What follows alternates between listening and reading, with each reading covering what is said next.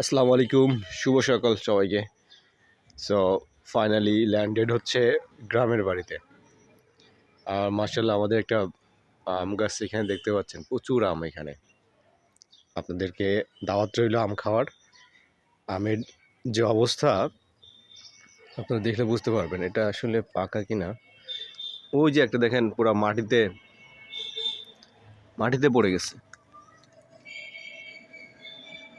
এই আমটা পাকা, এটা পেকে গেছে। মাশাল্লাহ, এটা নরম হয়ে গেছে এখানে, মাটিতে পড়ছে। এই যে এটাও পাকা। যাক, আমি ভাবছিলাম যে এটা কবে পাকবে, এটা মাটিতে ছিল আর কি। দুইটা, এটা কাঁচা।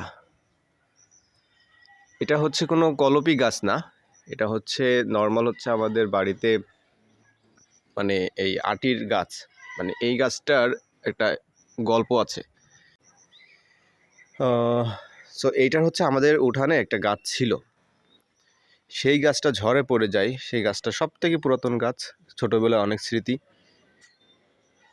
সেই গাছের যে আম খেয়ে যে আমরা যে আটি ফেলে দিই, সেই আটি থেকে এই গাছটা, এবং ওই গাছের সাথে এই গাছের আমের যে পার্থক্য, যে মিলটা দেখা যাচ্ছে যে বলা যায় যে 80% মিল আছে, 20% চেঞ্জ হয়েছে আর কি। এটা স্বাভাবিক।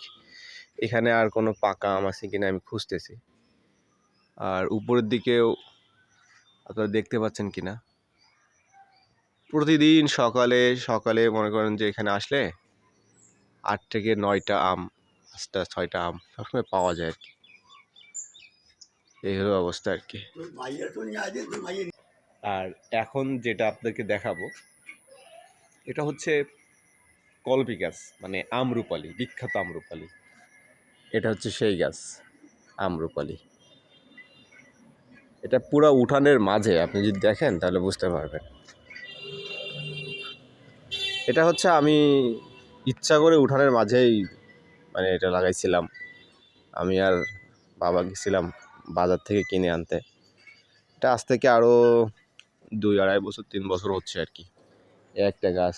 এখন দেখেন উঠানের মাঝেই হচ্ছে এটা ফল হচ্ছে, মাশাল্লাহ। মানে এখানে জায়গা, প্রচুর জায়গা আছে আমার বাসার ভিতরে, কিন্তু এই গাছ না থাকলে উঠানে দেখা যাচ্ছে যে আমাদের এই পাশে হচ্ছে পশ্চিম সাইড, তো এখানে মানে পুরা দেখতে পাচ্ছেন খোলামেলা আর কি। তো এই জন্য বাসায় তো রোদে থাকা যায় না আর কি, মানে এমন অবস্থা হয় আর কি। তো এই কারণে আর কোনো গাছ নাই। এই একটা গাছ আছে এইটা, কিন্তু এইটা মনে করেন যে এটা কেটে ফেলতে হবে আর কি। এই জন্য ওই ইচ্ছা করে আমি লাগাইছিলাম, আরেকটা গাছ লাগাইছিলাম ওখানে, কিন্তু এটা হয় নাই আর কি, মারা গেছে। এইগুলো হয়েছে। আর যেটা এখন পারলাম সেটা তো ওই যে দেখতেই পাচ্ছেন, ওই যে এটার আম থেকে পারলাম আর কি। এটা আরও পাকা আছে, দুপুর বিকেলের দিকে আরও কিছু পারা যেতে পারে আর কি। এখানে দেখা যাক কী অবস্থা হয়।